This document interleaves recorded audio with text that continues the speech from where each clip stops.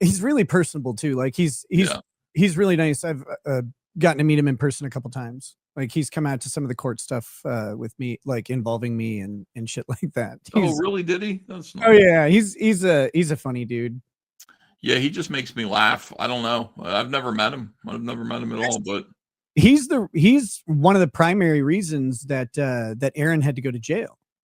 Yes. Oh, we should talk about that. He recorded Geno's stand-up set at the at the live event that they did. Aaron had set it up so there was no recording allowed or whatever. And then he hired Geno to come in, and Geno did it. Aaron's not allowed to mention my wife's name or make any indirect reference to her. And any show that he controls, everyone on that show is held to that same thing.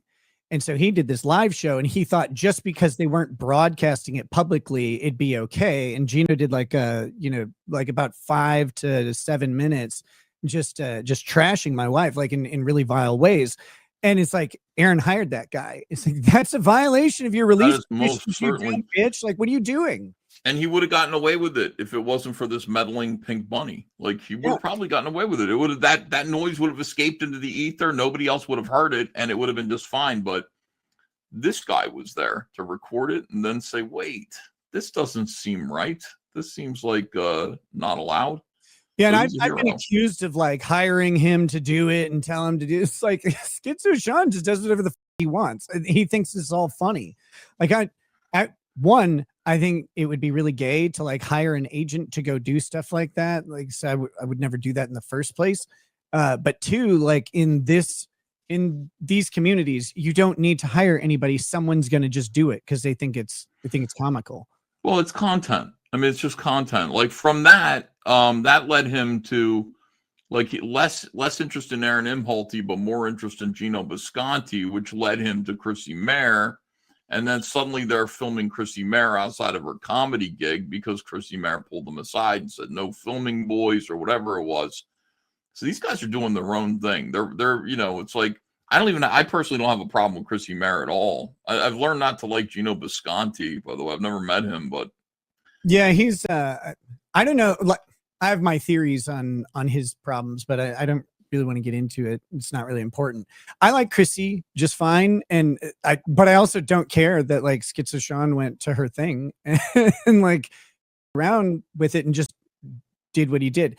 The thing with guys like Riley and Sean is all they do is they have no reservation with pushing a boundary at the start. And so they go and do this thing that you can do until someone asks you to stop. And then the most important thing is they stop. They will stop if you just ask them to, because they're like, they don't commit crimes. That's the thing. Riley doesn't. I mean, they might still make fun of you, but if you tell them you have to leave the property, they leave the property. If you tell them you can't do this harassing thing, they stop. Well, did you watch the horse and whatever documentary that they just made? The owner of the club comes out and goes, "I'd like it if you didn't like do this." And he said, "Well, I appreciate that, but we're going to do it because we're allowed to." "Well, I'd like it if you didn't talk to any of the patrons that are coming in." "Yeah, we're legally allowed to. I appreciate that you." I mean, they're very kind about it. Like, appreciate that you feel that way, but we're going to do it anyway. Let me clarify what I'm saying. When you give someone an appropriate legal imperative to stop or to leave, right? Like if you say you need to leave the property, and that's all you need to say to someone, you need to leave the property. But if you say, "I'd appreciate it if you don't talk to people," they'd be like, "Well, that's nice. I'm glad that you'd appreciate that, but I'm going to go talk to people." Yeah, what do I get? Like, why am I listening to you? All he has to say is like, "Look, I'm not going to have you at this venue. You're disrupting the patrons. Get out. You got to go." Yeah. That's a different thing than "I'd appreciate it if you didn't." Well, yeah, I'd appreciate it if you gave me a blowjob and $10,000, but I don't think it's happening.